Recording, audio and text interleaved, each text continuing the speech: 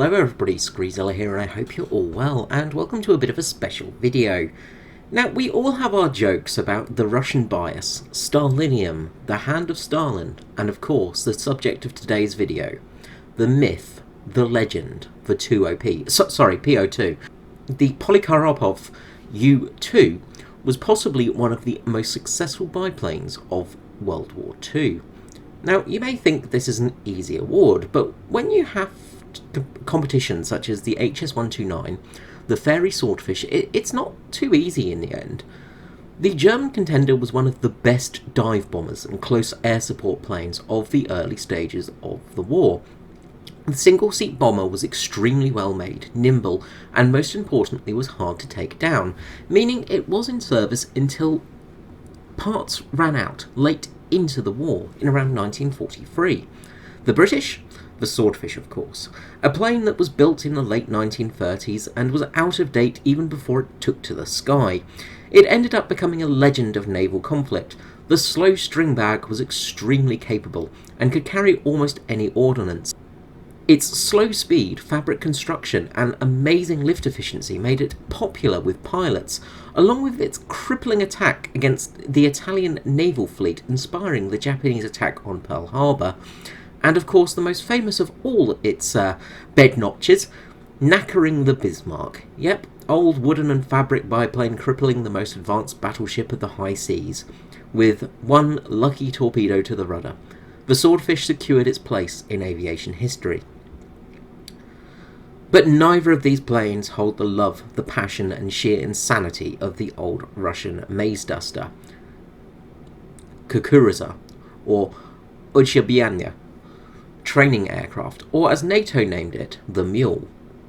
The PO, or U-2, was a plane built in the 1920s. Yes, late 1920s, but still long before many others. It was also the most produced biplane in history, with over 30,000 planes built from 1928 until final production in 1959. Yes, you did hear me right, 1959, although this was mainly due to the slow speed of production. It finished its factory run in 1952, still a true long runner. While supersonic jets were starting to be seen in light of day and starting to take shape, the PO2 was still being produced, which says a lot about this vehicle. The PO2, which is how I will be calling it for this video, was a fantastic training aircraft with its twin-seat design, a simply designed, reliable Schwestdot 5-cylinder air-cooled radial engine with a simple twin-bladed propeller on its nose, designed by the legendary Nikolai Polikarpov, father of the I-15 and I-16 fighters as well, to replace their aging fleet of Avro 504s as their training planes. One key point and leading factor to the success of the PO2 was its short takeoff and landing capability and ease of turnaround. Being mainly fabric and wood, it was easy to repair and get back into the sky if damage was taken. Initially, the plane found use in war as a liaison plane, medevac and even supply dropping aircraft, especially useful for dropping supplies to troops cut off from other forces, especially with the Eastern Front at the time. In September of 1941, the PO2 was used as a reconnaissance aircraft, and shortly after, pilot Peter Bevez took to the sky with bombs on board the plane, flew over the enemy artillery, and proceeded to throw bombs onto the gun positions. The low airspeed aided with the accuracy of this attack, along with the fact that German anti-aircraft gunners were generally unable to hit the aircraft because lead correction was pretty tricky. The plane was so slow, with a speed of around 100 km per hour or 68 miles per hour, the gunners generally shot in front of the plane and had trouble actually hitting it. This was a factor in the aforementioned Swordfish as well. It was very hard to lead on these planes because everybody was training on faster aircraft and faster targets. This led to the creation of the U-2VS, Vojskovaya Seria, or military series. Bomb pilots under the lower wings with capability of carrying up to 350 kilograms of bombs were equipped, and a Shakaz 7.62mm machine gun was placed in the back of the plane for the observer. This, of course, led to its use as a nighttime bomber, most famously, of course, for the female 588th Night Bomber Regiment, the Night Witches. Many of the surviving crew had flown over 1,000 sorties by the end of the war, with daring raids against the Germans gaining them fame and infamy through the war. Their specialty was, of course, switching the engine off to glide to their target, coming from the darkness of night to surprise the enemy. The slow speed and ease of use of the PO-2 made it a fantastic nighttime, low-level strategic bomber, the pilots often flying the plane just above the treetops to remain hidden, and of course using that slow stall speed to their advantage, as enemy fighters such as the Bf-109 and Focke-Wulf 190 struggled to attack the plane due to their own stall speed. Although not invulnerable, this odd quirk did help the suitability of this very old plane. And this leads us to the story of the day. Yes, I know, it was a bit of a long introduction. 25th of July, 1950, the communist North Koreans invade the South, trying to unite Korea under one flag. And this, of course, leads us to the Korean War. Almost a proxy war similar to that of the Spanish Civil War prior to the Second World War. The red team, you had the North Koreans with the Russians and Chinese support. On the blue team, you had the South Koreans, of course, with the backing of the United Nations, mainly with aid from America. However, with the British Commonwealth behind them, as well as a large number of Turkish forces coming in third with their support, at least in manpower. When it came to the machines of war, it was pretty much a fight between the USSR and the USA, and Commonwealth. It was a strange war with a mix of World War II technology and post-war technology, a mixture of props and jets fighting in the sky. You had Spitfires, Mustangs, Meteors, Hunters, Sabres, Sky Knights and Sky Raiders, Vampires, B-29s and F-94 Starfires, to name but a few, fighting for the Blues. Fighting for the Reds, you had the Yak-9, the LA-9, the Tu-4, the MiG-15, and of course the ultimate weapon in a communist arsenal, the plane that all feared, the one, the only, the mighty PO-2. Now, with that massive planes mentioned, you may have noticed one thing.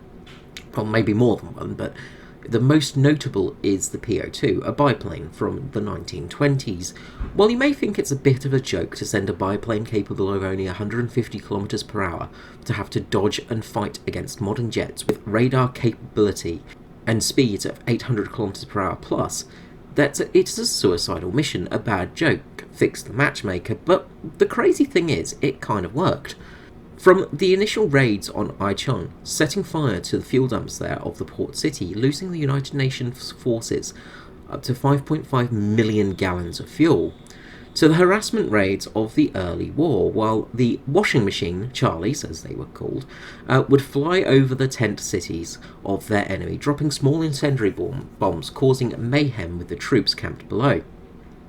As they lit up the sky like the 4th of July with tracer fire from their anti-aircraft guns and rifles, trying to shoot down the pesky little biplanes from the sky, which they only managed once in all their time at their camps. This was not the only time they caused mayhem and havoc. The aging biplane managed to score 15 hits on a row of P-51s on an airfield on Pyongyang, with the destruction of 3 of the legendary fighters. A little later in the war, 2 PO-2s flew over Suwon Airfield Base and managed to destroy one of the brand new F-86 Sabres of the 335th Fighter Squadron. These night raids were costing the UN forces, and they needed to stop them. Although the US had had some success with a few US Navy fighters such as the Tiger Cat and Corsair, managing to take down a few of the biplanes, a new threat had appeared, that of the MiG-15. In December of 1951, this meant the USA needed to field fighters capable of not only hunting the pesky wooden wonders, but also the advanced Soviet fighter jets. For night operations, leading to the F-94B's deployment. America was worried using this highly advanced plane out of fears of it going down, giving the USSR advanced radar and aviation technology. Finally, this leads us to the point of the video. Yes, get on with it! Get on with it! The PO-2 was a tricky plane to track down for the F-94, Due to the fabric and wood it was made out of meant the plane had a very small radar signature. Not only was the PO-2 hard to kill, it was also a near stealth-like to a radar.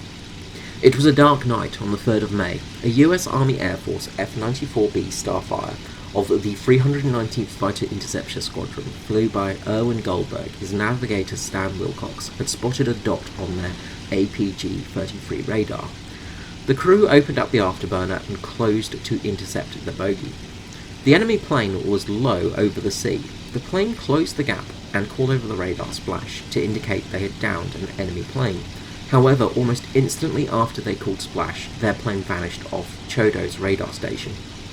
This was one of the two extremely rare moments in history where the early 1920 biplanes technology ended up facing the most advanced jet fighters in combat. Goldberg and Wilcox is a slight speculation. It is believed they had encountered a PO-2 returning to North Korea and intercepted the plane. A similar account is had with a second F-94 lost in combat due to encountering the PO-2. Now, I know what you are all saying and thinking. How does a biplane with a 7.62mm machine gun topple the Titan that was the F-94 with its mighty 50 caliber? Well, the PO-2 had one advantage over the American fighters: its lack of speed. While the jet had to get onto the biplane 6 and lock on its guns, often meaning multiple passes, the PO-2 could sit there, flying at 80 km per hour without any issue, of course.